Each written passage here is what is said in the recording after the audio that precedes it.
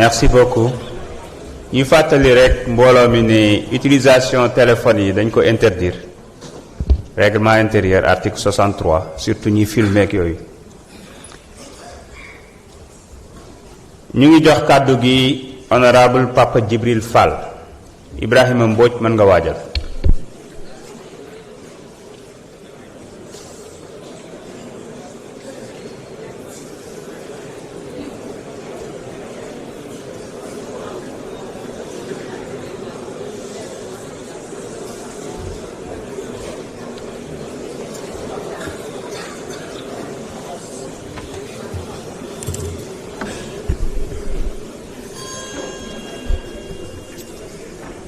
Assalamu alaikum wa rahmatullah.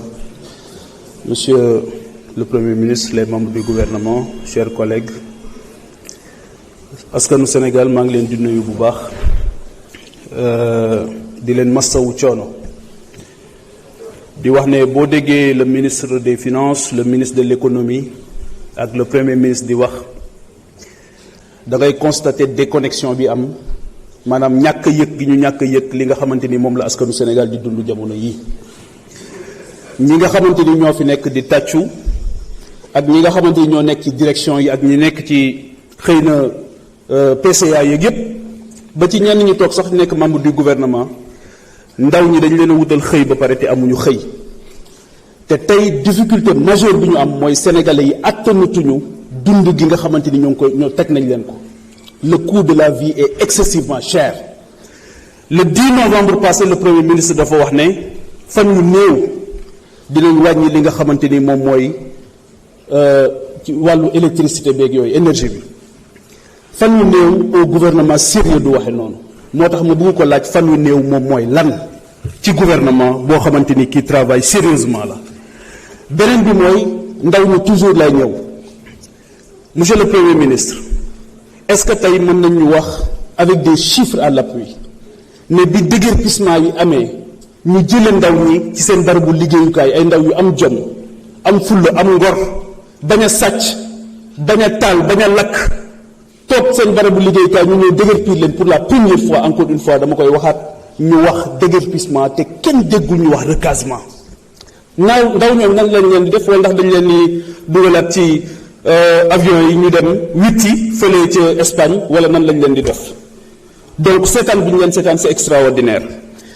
boroom xam-xam daf doon wax ne chiffres yi c'est des êtres très fragiles lu leen neex mën nga leen ko waxloo lu leen neex mën nga leen ko defloo chiffres yi ngeen di wax fii yépp tey par rapport à la réalité beneen affaire la réalité mooy aujourd'hui li ngeen di wax fii tey ba moo tax bi ngeen jëlee kàddu ba tey lu ci ëpp ci tubaab ngeen ko wax parce que ñi nekk ci napp gi kenn waxu leen woon loolu ñi nekk ci mbay bi kenn waxu leen woon loolu ñi nekk ci càmm gi kenn waxu leen woon loolu étudiants yi université yépp fi mu ne ni moo ngi boy te kenn déggu leen ci yëngu leen ci yàbbiwu leen ci ce qui est inadmissible. Qu'est-ce qui se passe seen cuune gouvernement bi jàpp naa ne dafa atteindre son seuil de compétence seen cuune xamoon nañ ko waaye seen ñàkk yërmande moom a bett indifférence. Monsieur le Premier ministre ndax yëg nga ne à titre d'exemple lu ëpp juróom-ñaar fukki fan 70 jours 143 personnes téeméeri nit ak ñeent fukk ak ñett ci hôtel Radisson bu Diamniadio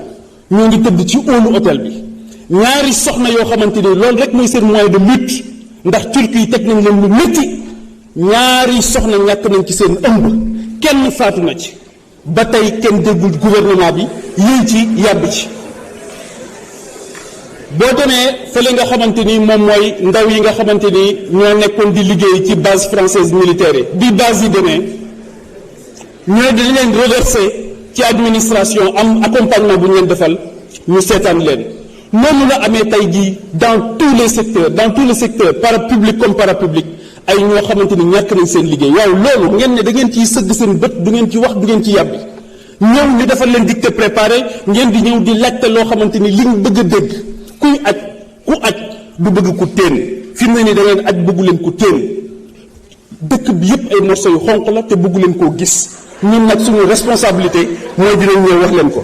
ma bëggoon a laaj wax ngeen fi léegi bor bi man jàpp naa ne du njàmbaar ci yéen ngeen nekk di ñu bëgg a rey ak bor bi yéen a wax ne solution am na bi ngeen di ñëw jàngat ngeen jafe-jafe yépp ba xam li xew waaw du ngeen takk seen ndigg yi laxasaayu dem liggéey te ngeen may ñu jàmm ak bor bi. rapport Mazars bi lan moo tax publié wu leen ko ba tey ba pour ñu xam li ci xew beneen bi mooy yéen a ngi wax bor bi ndax rapport Mazars bi li tax ñu war ko publier mooy LFI 2026 dafa prévoir un remboursement d'une dette à hauteur de 516 milliards mais rapport bi génne leen ko bu fekkee ne da ngeen a bëgg lépp leer kon absence de transparence boobu tamit dafa doy waar.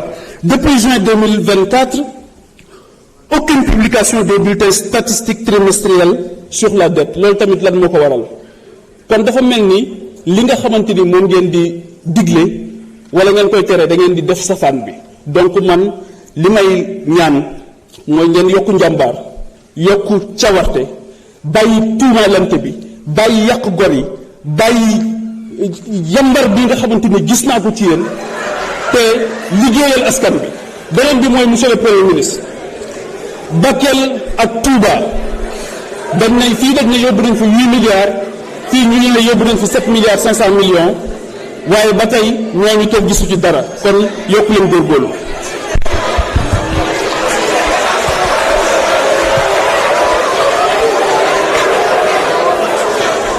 Non. Cher public, s'il vous plaît. Cher public.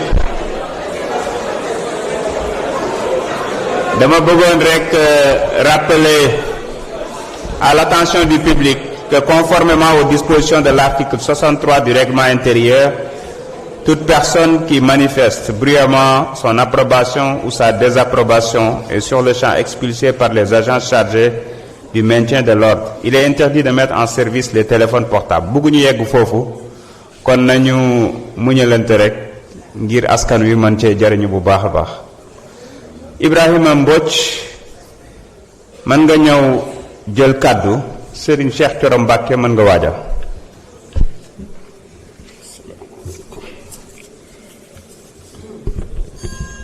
asalaamaaleykum wa rahmatullah.